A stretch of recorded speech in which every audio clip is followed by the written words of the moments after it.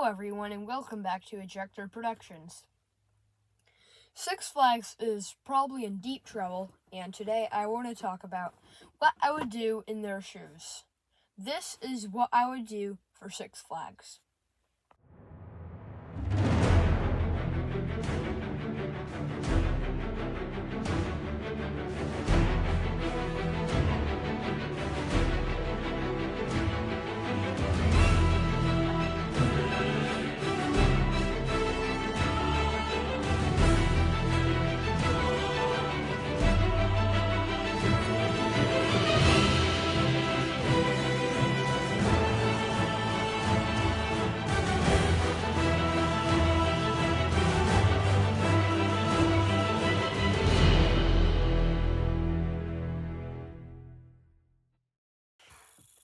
So the first thing I want to talk about is their stock.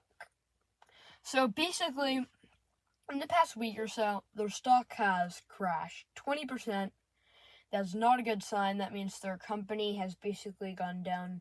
Their company value has basically gone down 20%, which is crazy, and you don't want that to happen if you're already in that situation and own 40 properties. So basically, they have to pay $1 billion of debt by 2027. Write in the comments below if you know how on earth they're going to pull that off. So, also, how I think they're going to pull that off is just, they have to close more parks to get that money. And also, if they don't pay that money off, they're going to have to go to Chapter 11 again, which won't be the best, but at least they'll probably stay in business. And anyway, yeah, it's crazy. And then, next up, what I wanted to talk about is their CEO, Richard Zimmerman, stepping down. Now, this is crazy. So, Richard Zimmerman has been the CEO of the Cedar Fair chain for a long time, I'm pretty sure. He's the one who is responsible for the purge of coasters like King Ka and all the great ones. So anyway, it is still bad news that he's stepping down. It'll cause another major shift off in the chain, and basically what I would do in their shoes is basically just stay relaxed, tell the public it's all going fine, and then maybe delay all the projects. Who knows what they should do for that. The ones they already paid, they should, delay it a month to space things out evenly. And then do it. But then for the ones they didn't do, for the ones they didn't pay, I think they should just cancel them straight out. And, yeah, that would suck for the public, including coaster enthusiasts, but in my opinion, it's the only way to go for them. Also, for major additions, they really need to try to make the smaller parks in the chain happier. Like Dorney Park, I know they just got a coaster. Maybe, they just gave the coasters to the mid-sized parks for the next 20 years, so they can't yell at them. Maybe they're going to keep doing that strategy, but what I think they should do is, alternate and give the big parks, a big edition every 5 years, and then the next edition a small edition. That's kind of what they've been doing. But then for the smaller parks, they do that, but 6 years in between. So, yeah, I think they should give a lot more investment to the smaller parks, and, Six Flags America closing, I know that sucks, but I guess it's necessary because they've never really been a priority in the Six Flags chain. The best thing they have is probably Wild One, to be honest, and Superman, the Rider, Ride of Steel, whatever it's called, that isn't very straight, yeah. It's a clone. You have straight track over grass. It's not very good. It's cloned of the one at Darien Lake, I'm pretty sure, by Intamin. That can do a lot better for that. And, yeah, it's just, they're not doing great right now. And then the last thing I wanted to talk about is closing more parks. Actually, one more thing. I want to expand on that. The CEO, Richard Zimmerman, is stepping out, and what this could mean for all the parks. So basically, they are not doing good, like I have said before in this video, and they need to fix it. Yeah. And to make they could actually make this a positive change if stepped into the system, but that probably won't happen because, like, he's a YouTuber and he's already pretty busy. And anyway, yeah, I think also what could happen is Jeffrey Seabird could step into the show and be the new CEO. And I definitely see that happening. He's the president of Fiesta Texas right now.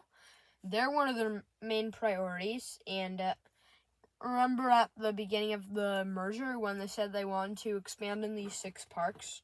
Well, I think like 4 of them are not going to happen. Great Adventure over Georgia, over Texas. I mean, over Texas got the Giga Dive, but not much else other than that, I don't think. And what's the other one? I think they also won't expand on. Yeah, I think they won't expand on New England. I mean, like, Quantum Accelerators are already getting delayed. That's not good. Now we will talk about the parks that I think will close and the ones that I think will not close. So the first one I want to talk about is Six Flags Discovery Kingdom. Well, when you're already closing California's Great America, your other park in Northern California basically has control over the whole market of Northern California, which is a huge market, which is why I decline. And if you're wondering, decline means I think will close. Here is the next park we talk about. Six Flags Magic Mountain, one of my home parks. So this has been in pretty bad hands the past 15 years. It has never really had a president in the 21st century that cared for it. And if they get someone good, it'll thrive. Right now, it's not doing too great, but I still think they'll keep it because it's their enterprise property. So the next park is Six Flags Darien Lake. I think they will decline this because it basically is almost, well, it's a huge property and it's pretty close to NYC, which could be sold for a bunch of residential area. So next park is Six Flags Fiesta Texas. I think this won't be sold because it is basically, I'd say their 4th favorite park, and it's a pretty big park. They have a bunch of stuff developing, and I can see it being a huge moneymaker, maybe even beating out Great Adventure in the future. And speaking of Great Adventure, our next park is Great Adventure. A bunch of enthusiasts think this is on the line, like of sold or not sold, but I'm going to say they're going to keep it. I know they tore down King Dakota, and their new coaster is getting probably delayed till 2028, and yeah, it's not in the greatest position, but I think they can turn around. Let's be optimistic. I don't think it will be sold, but bad things can still happen, don't forget. Next up is Great America in Gurnee, Illinois. This is probably their 2nd favorite park. It just got Wrath of Ratshasa this year, or however you say it. And anyway, it's a great park. I don't think it will be sold. Yeah, it is their 2nd favorite park, definitely. It won't be sold because it is just doing awesome. and I like the spirit that I'm in right now. And anyway, I hope the best for them in the future. Next up is Six Flags Mexico. So this is interesting. Like, it is in Mexico City, Mexico, and it's in Mexico. And it's basically the theme park that serves that whole entire population of Mexico, and without leaving the country, which is pretty bad for them, but at least they have something that people go to.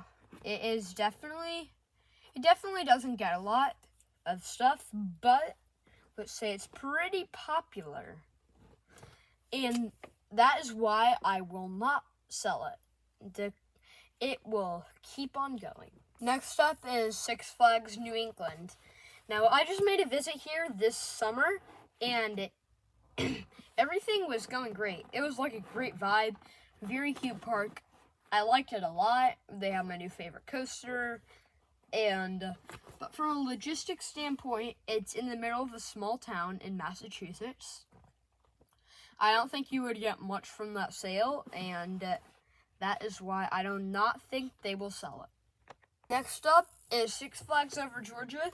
They said that they would heavily invest in this, and they are not doing that, let's just say. Well, I mean, they got Georgia Surfer, but really, that's not really anything. It's not really an investment, and that is why I still think they will be in the chain, but they will not get much investment. They will be like Frontier City before they close. Or Six Flags America. Next up is Six Flags Over Texas. Here's the thing. This was another they said they would heavily invest in, and let's just say they are kind of doing that. They're giving them a Giga Dive in 2026, which is crazy. And if you give them that big of an investment from B&M, then I think they are definitely gonna keep this park later down the road. Okay, next up is Six Flags St. Louis. This one is kind of on the fence for me because, like, it's a fully developed park, but at the same time, they need money, and that would be a good money maker. And they can't keep everything, so I'm going to say that this is declined and that this is going to someone else. Next up is Frontier City, and this is a very low invested in park. I think they will definitely sell it to another operator. They can't make much money off it because it's not in a big area. I think it is sold, but going to Hershend, which is bright news for this park. They could have a better future. Next up is La Ronde. They have been getting next to no investment, and that is why I think they will be sold. They are in a highly populated area. They could get a ton of money for this. And that is why I think they are sold. Now we are moving to the Cedar Fair side of things. So first park I want to talk about is Gilroy Gardens. They have been getting no investment in the past 20 years, and that is why I think they are sold. They are in a high populated area, and they are declined, getting sold to investment. Next up is Canada's Wonderland. They've been getting a ton of investment lately, a ton of high money investments, and they are a huge player in the industry for Canada. They basically have a dream park in their backyard, and that is why I think they are going to keep going and stay resilient, and Alpenfury is just a taste of what's to come. I actually see this as one of the most heavily invested in parks of the future. Next up is Carowinds. This is another huge flagship park of theirs, and that is why I think they will keep it. It is not in the middle of any huge, metropolis, whatever it's called, area, and that is why I think they will keep it. Next up is Cedar Point. No brainer, keep it. It's their flagship park, their favorite park. Why would they sell it? It's not even in a huge town. Next up is Dorney Park. I think they will probably sell it because it has been doing great the past couple of years. It just got Iron Menace, but other than that, they should sell it. Yeah, they're going to sell it in like 2030, I think, if they do have to sell it. Remember, all these are if they do have to sell it, so don't get too wound up if any of these parks are your home park. Next up is King's Dominion. I saw an article from them saying that they would sell some of the land, not all of it, some of it. It's not closing, which means it is not closing and it is staying in business. Next up is Kings Island. Now, this is a great park, probably the second best in the country, and that is why they will not sell it. It is not in a hugely populated area, and they have a lot of land, but why did I say it like that? But it is crazy, and they will keep it. They will try to keep it alive for all of the days of its life, and I think they will. Next up is Knott's, my home park. Now for this, I think they will definitely keep it. They shouldn't sell it. It gets a huge attendance, the most out of any park in the whole chain, and that is why I think they will keep it. Next up is Michigan's Adventure. This is a very low invested in park. As much as I want to say no, I have to say yes to selling it. I love that they have Trevor and Timbers. They should not sell it, but if they have to sell anything, this would be one of the first things that they sell. Next up is Valley Fair. They rarely get an investment, and similar to Michigan's Adventure, they have one great wooden coaster, Renegade in this case, but I have to give it the axe. This is an amazing park, but I have to sell it. The next park, second to last one, is Worlds of Fun. This is not very big invested in park, but they gave it Zambezi Singer, I think, this past year. And I think it's going to keep going. They're doing good on it, and I think it'll keep going. Actually, I think they will. Actually, that was the last of the parks that I went over. And thank you so much for watching. That is what I think of Six Flags. And everyone, keep going to the parks. Six Flags, stay optimistic. Anything can happen. Bye.